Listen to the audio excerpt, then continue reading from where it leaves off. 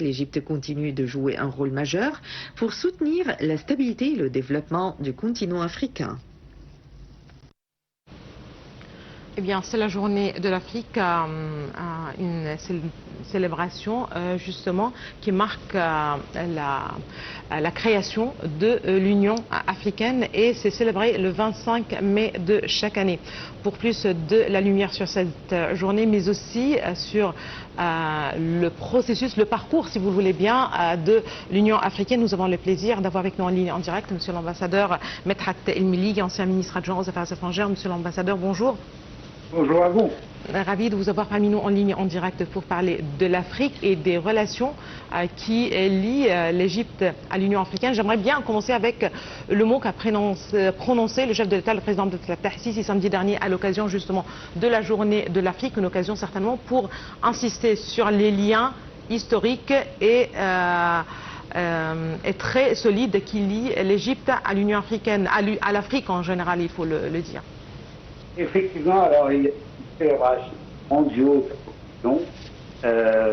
et moi personnellement invité par son excellence le ministre des Affaires étrangères, internationales et à l'étranger, Dr Abdelati, et on a entendu ensemble le mot du président Abdel Fattah ici, qui souligne clairement l'importance de président de aux relations égypto-africaines et aux relations intra-africaines.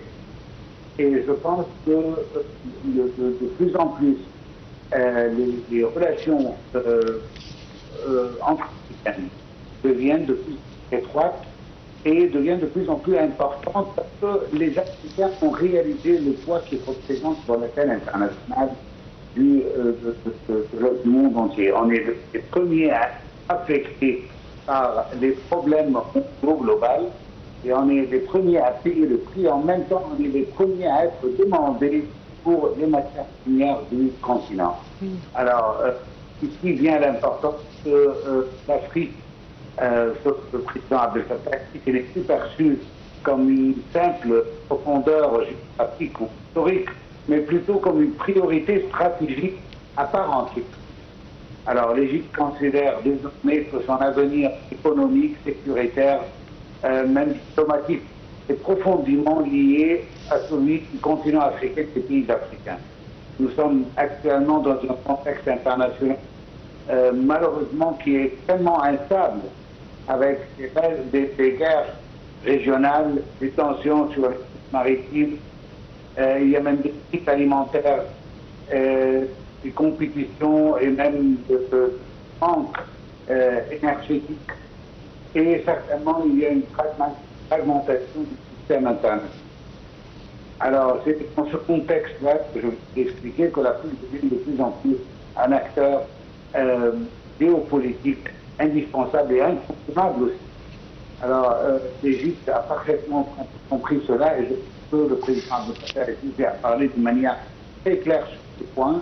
Et j'espère que ce message a été diffusé dans tous les pays africains pour qu'ils comprennent davantage comment l'Afrique est représentée et illustrée dans la pensée du président de la République. Très bien, puisque vous avez parlé précisément de l'Égypte, il faut bien rappeler la vision de l'Égypte pour le développement de l'Afrique. Cette vision 2063, c'est une vision générale pour l'Afrique et qui concerne le développement durable du continent africain. Aujourd'hui, ce continent est confronté à des défis sécuritaires et économiques. À quel point, justement, les dirigeants africains sont aujourd'hui conscients de la nécessité de s'unir, l'union enfin fait la force, de s'unir justement pour surmonter les défis sécuritaires d'un côté et parvenir justement à réaliser un certain progrès sur la voie justement du développement économique et du développement durable. Alors il y a plusieurs points dans votre question-là. Je veux commencer par la force que représente l'Afrique. Et soyons clairs dès le début, c'est la force de chacun des pays et le groupe, en sa totalité, le groupe africain, qui donne le poids au continent. Par exemple, on a vu malheureusement que malgré les règles que le droit international règle les relations entre les pays, on a vu une guerre qui est totalement contre le droit international, Oui. contre la souveraineté des pays, des États-Unis et Israël, quand ils risquent même de reprendre, tout simplement parce que ces pays sont des puissances fortes économiquement ou militairement pour pouvoir mener une guerre d'une ampleur sans craindre même la communauté internationale. Et ici, on revient, la première leçon qu'on va apprendre, c'est que l'importance de la solidarité africaine et le besoin de renforcer l'action collective. Parce que, soyons clairs, aucun État africain, même les plus grands, les plus importants, ne peut affronter seul les transformations actuelles et les crises actuelles, les défis que rencontre le continent. Alors, et d'ici vient l'importance du mot du président Abdel Fattah el-Sisi, même de la politique égyptienne envers l'Afrique, comment est-ce qu'on peut se développer ensemble, comment on peut traverser cette période dure, étant donné les montées des tensions géopolitiques, l'instrumentalisation des ressources naturelles et certainement la compétition internationale qui est vraiment agressive sur le continent africain. On a vu plusieurs pays chasser, si j'ose dire le mot, entre guillemets, la présence coloniale ou néocoloniale française va être remplacée par d'autres puissances telles que la Chine, telles que la Russie, la Turquie, d'autres pays qui sont en dehors du continent. Alors, il est très important de comprendre que la coopération sud-sud, la coopération intra-africaine, est un élément très important pour pouvoir se développer ensemble. Toujours été la monnaie que utilise l'Égypte, toujours, et le gagnant, que ce soit dans le domaine de la coopération économique ou même dans le domaine de la force politique des pays africains. Très bien. Vous parlez de cette prise de conscience de la part des pays africains, des dirigeants africains vis-à-vis de leurs relations avec le monde extérieur, avec les pays, les puissances, si vous le voulez bien, mondiaux. Aujourd'hui, pas aujourd'hui, en fait, il y a quelques semaines, c'est le président français Emmanuel Macron qui parlait justement dans le cadre du sommet France-Afrique de nouveaux liens entre l'Afrique ou les pays africains et la France. Il a dit que la France repense ses relations et ses liens avec les pays africains. Aujourd'hui, un continent dont les pays étaient des anciennes colonies et des grandes puissances occidentaux, aujourd'hui, de nouveaux liens se tissent, si vous le voulez, entre ces pays et justement les puissances occidentaux. Aujourd'hui, on parle de défis puisque justement il y a cette migration clandestine qu'on essaye de freiner. Il s'agit justement d'une nouvelle stratégie qui vise à développer l'Afrique justement pour sécuriser ses frontières au départ et avant toute autre chose.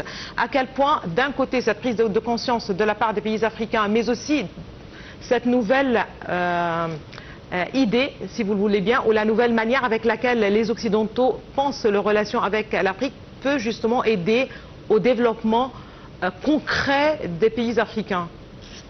Alors, je serai pleinement honnête avec ce qui concerne ce. Certainement, il y a une réalisation française de la perte qu'on subit précisément dans les pays du Sahel. On peut voir ce qui est passé avec ces pays-là et les relations avec la France qui ont pratiquement cassé les défenses militaires françaises du pays. Et depuis, il y a eu même des occupations d'influence étrangère pour aider à ce compte-là. Alors, moi, je vais mettre ça de côté pour parler simplement pourquoi est-ce qu'il y a une nouvelle vision. C'est simplement que la réalisation de la perte dont je viens de parler et de la nécessité de prendre une nouvelle approche envers l'Afrique, parce que l'Afrique devient de plus en plus consciente de son importance d'un côté, oui, de les politiques néocoloniales utilisées par plusieurs puissances occidentales, et troisièmement, parce qu'ils ont vu une nouvelle approche étrangères, et je parle ici que ce soit l'approche chinoise ou russe ou même ou d'autres pays qui essayent de s'investir en Afrique. Alors je trouve que cette approche sont plus conscients de l'importance de l'Afrique et essayent de traiter le continent tête à tête, si vous utilisez ce mot-là. Ça, c'est un point très important. En ce qui concerne l'Occident, c'est toujours une nouvelle approche qui est arrivée au même, qui est toujours d'essayer de s'emparer des matières premières, des ressources indispensables pour la technologie, pour l'industrie occidentale. Mais ce n'est pas toujours ce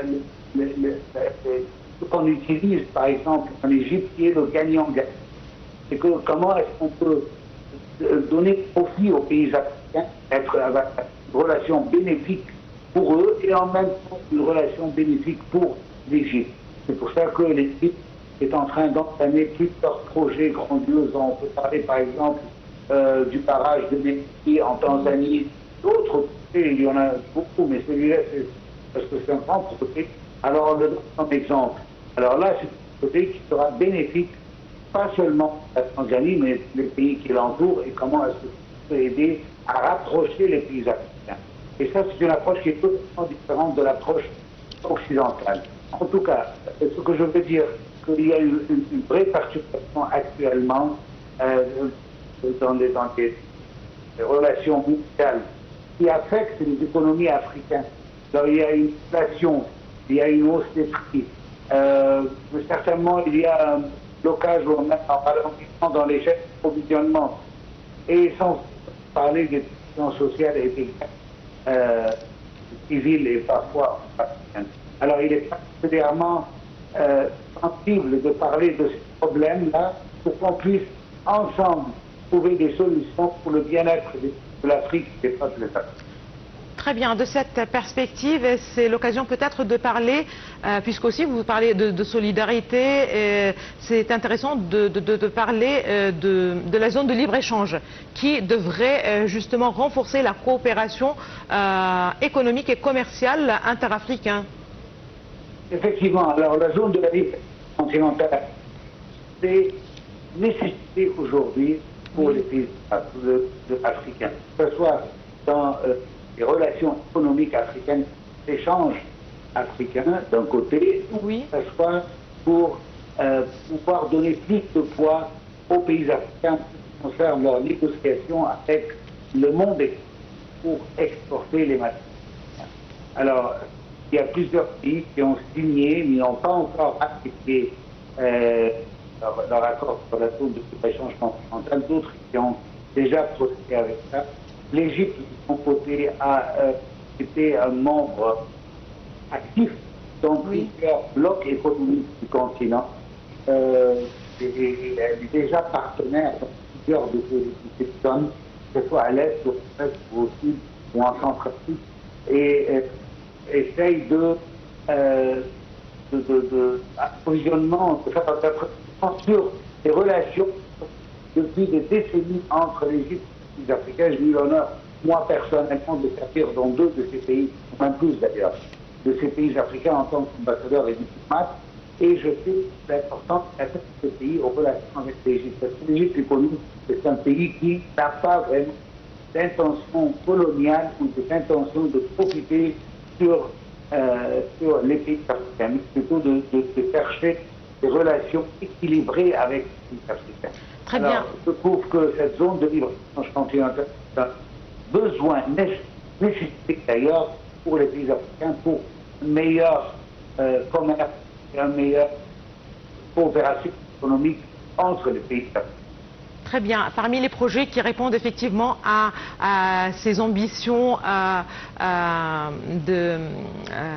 des pays africains, justement de réaliser leur développement économique et rassurer, justement insister sur une zone de libre-échange, tout ce qui peut justement aider à favoriser d'intenses coopérations économiques. Il y a justement cette route le Caire, Cape Town, qui devait justement servir ses ambitions.